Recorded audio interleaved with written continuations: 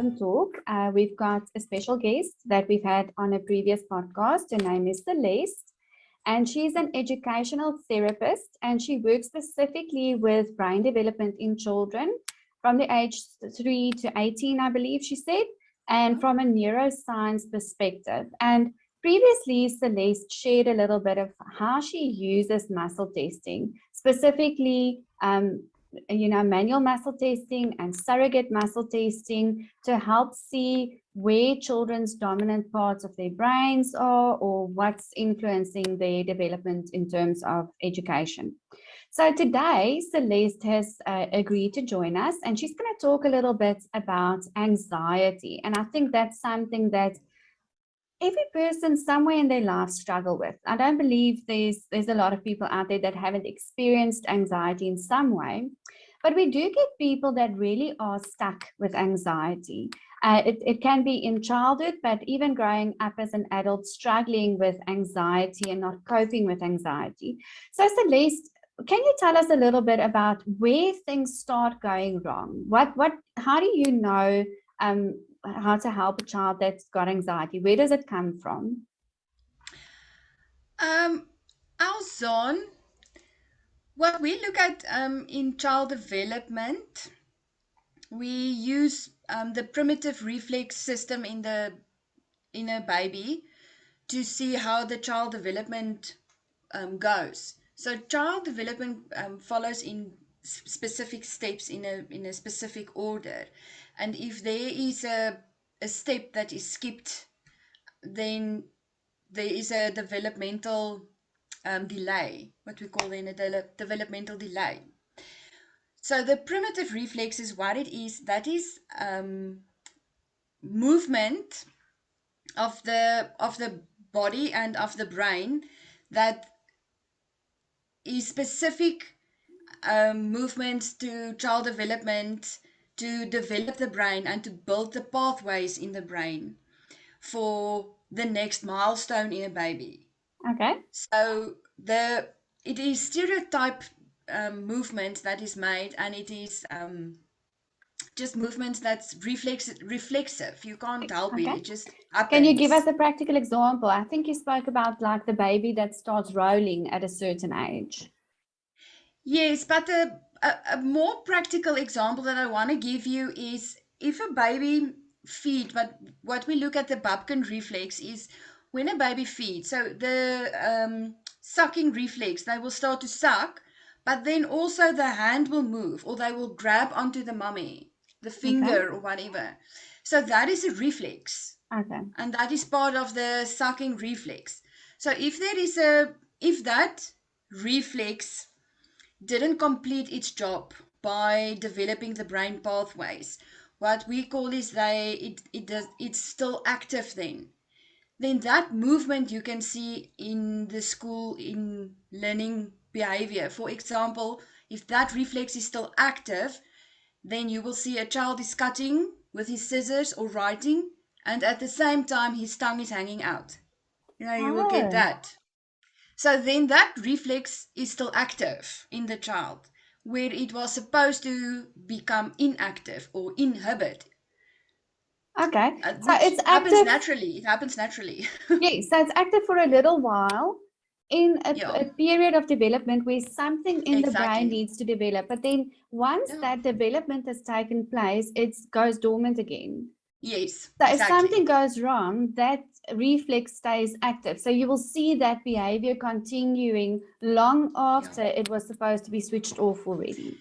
You will still see that behavior continuing, but it can happen that if that reflex and that behavior was inhibited and it did go to rest, but because of trauma, that reflex will become active again. Oh, And so then you you will kind of still see that, regress back yes, in the development. trauma can regress that. Yeah. Oh, wow, that's interesting.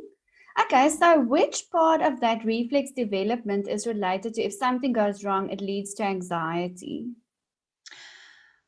Alzon, there's a couple of reflexes involved in that, but all of them are involved in the vestibular system. The vestibular is a physical organ inside your ear.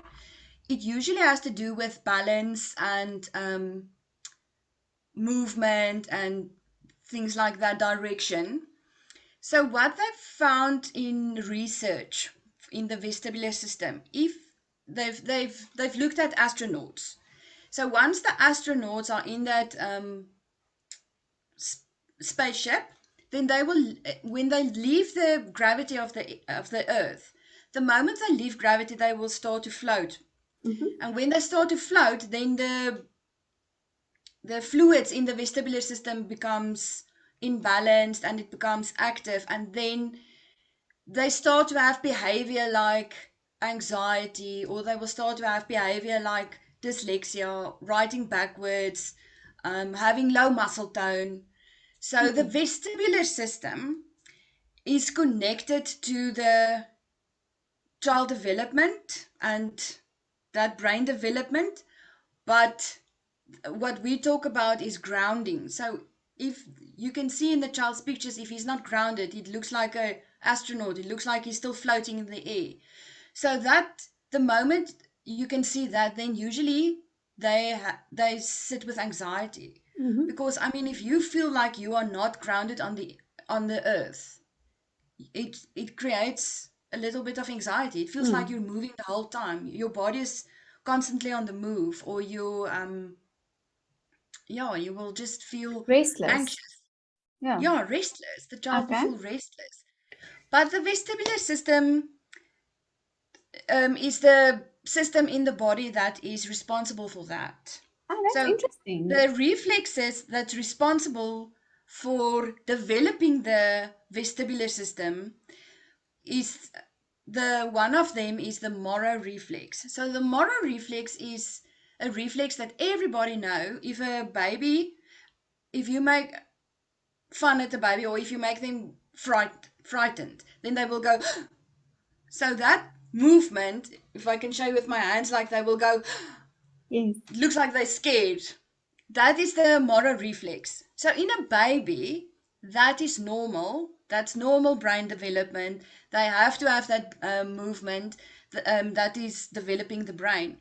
But the moment that movement, like I've said, the reflex system doesn't inhibit, then that your brain keeps thinking about, keeps doing that behavior. So you're like the whole time in a frightened state. Wow.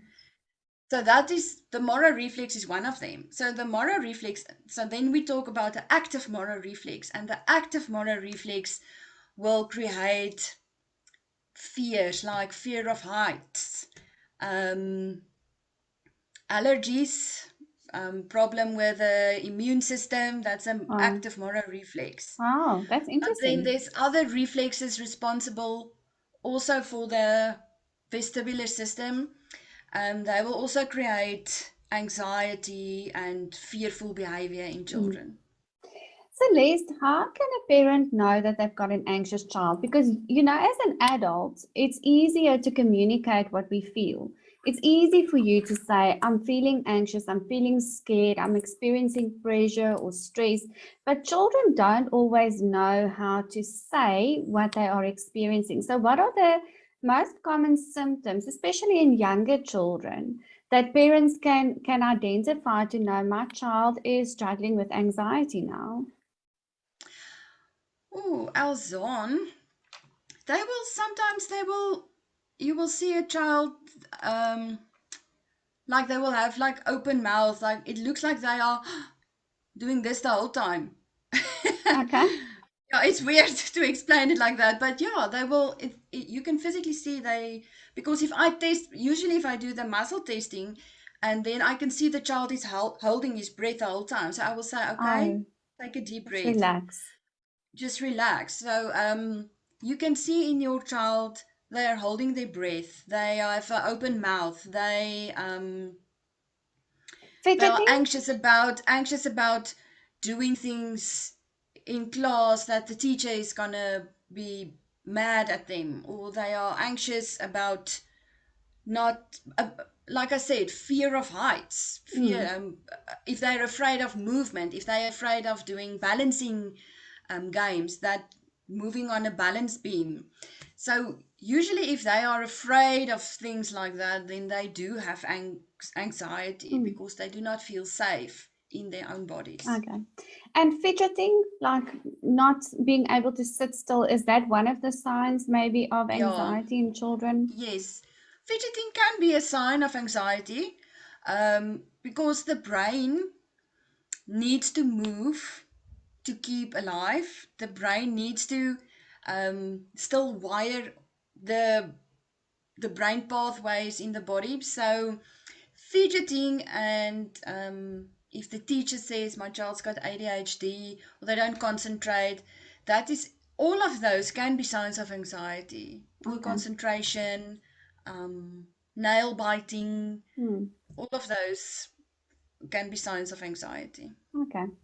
Tell me, Celeste, what do you do then for those children? So now you've identified that maybe something went wrong and the vestibular system isn't properly developed or happy.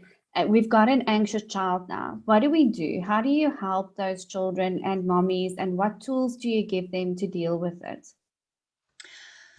Alzon, what we usually do is we give them the brain learn in two different ways. Number one is with repetition.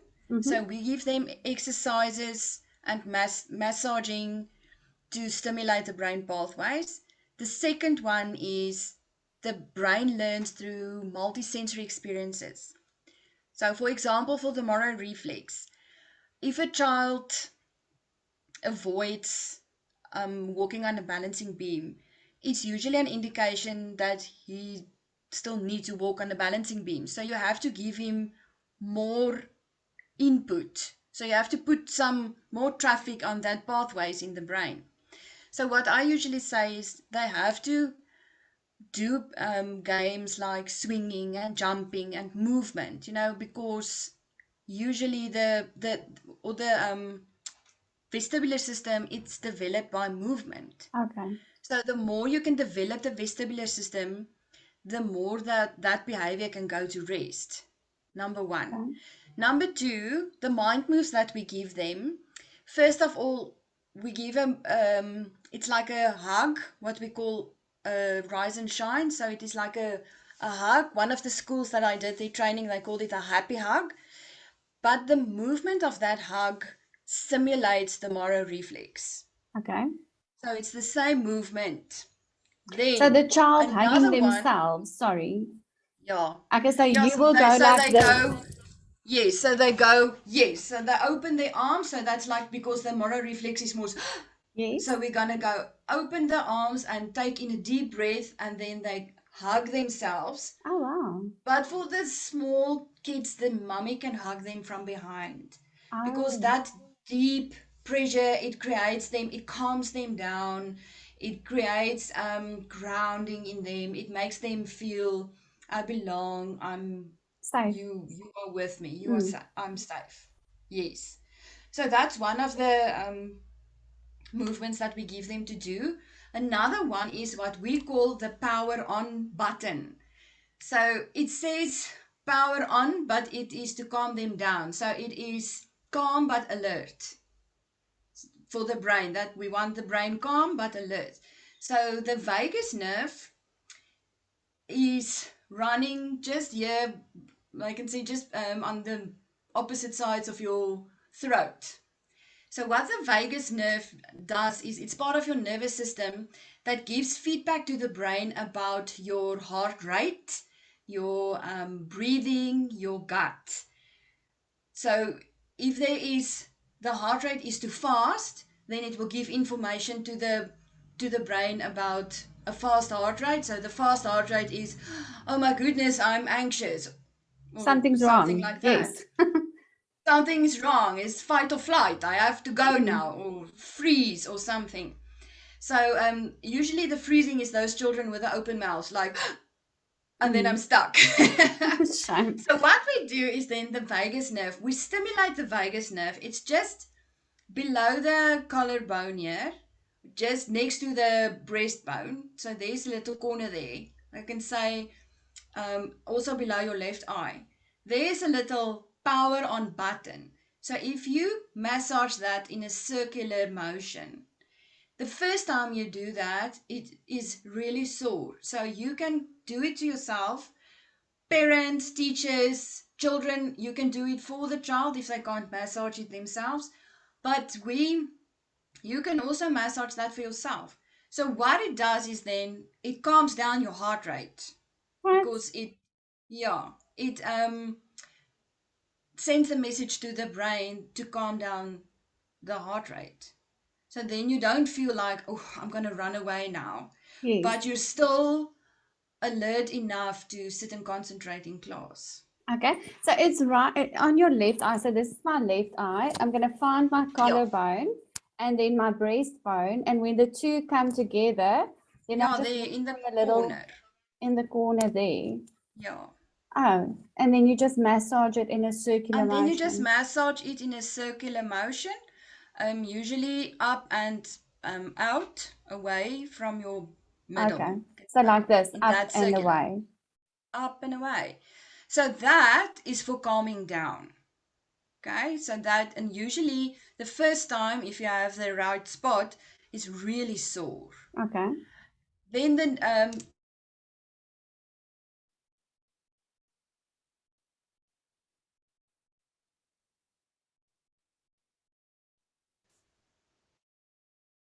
Okay, so sorry, we had a bit of a technical issue there, but Celeste is back, or I'm back. I'm not sure who got lost there. Okay, so Celeste, so that was the one exercise was stimulating the vagus nerve, and then yes. Well, that the vagus nerve, that's on your left side, but on your right side you can also stimulate the vagus nerve because the vagus nerve go up and down on both sides. So on the right hand side, if you stimulate it, then it gives oxygen-rich blood flow back to the brain. that's amazing. So on the one side, it lowers heart rate, and on the other side, it helps more oxygen to reach the brain. More oxygen to reach the brain. Yeah. Something that you mentioned that was so interesting for me was that the vestibular system, if something's gone wrong there, you've got anxiety, and one of the ways to fix it is for children to be active, play and jump. But what's interesting is that one of the things that a doctor will tell you if you've got stress or anxiety is to exercise. Yeah. Yeah, so exactly. I mean that as Doctors an make adult, sense, eh? yes, so sometimes do. Yeah. So that's amazing. Yeah, no. Okay, anything else about this that you want to share with us, or is that basically it? That's basically it. Yeah, unless you have a No, specific question this for was me. so interesting. Listen, Celeste, I think we should do this again sometime. We're going to talk about some more topics because I think there's a lot of mummies out there. And the information that you're sharing is informative, but I really like the practical side that you bring to it as well. So thank you so much for your time and for being willing to share this. It's a pleasure. Thanks, Celeste. Thanks for having me, Alzon. It's a pleasure. Bye.